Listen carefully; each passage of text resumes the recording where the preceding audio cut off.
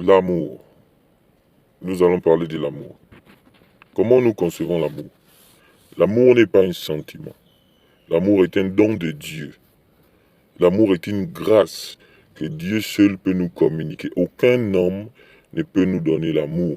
C'est pourquoi à chaque fois qu'un homme va toujours nous affecter, il va nous oppresser, il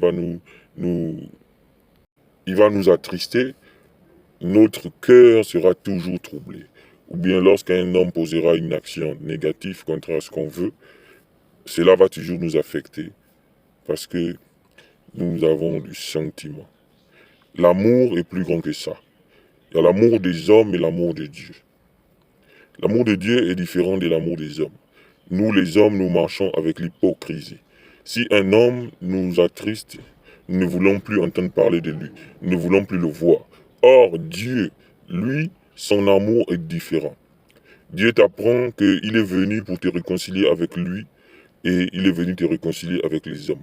L'amour de Dieu ne divise pas. Aujourd'hui, l'évangile est prêché et on nous fait croire que Dieu divise les hommes.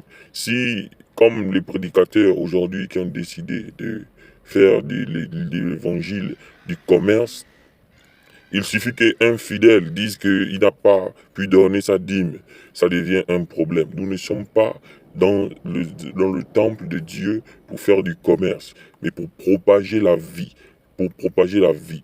Et l'amour, c'est pas le sentiment. Les hommes tirent toujours profit de ceux qu'ils aiment, abuser des autres, profiter sur l'aspect financier ou social ou le rang de quelqu'un.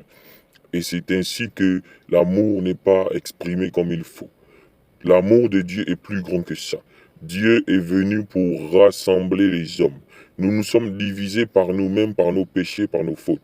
Mais le Seigneur est venu pour nous réconcilier avec lui et entre nous. Nous devons apprendre à nous accepter.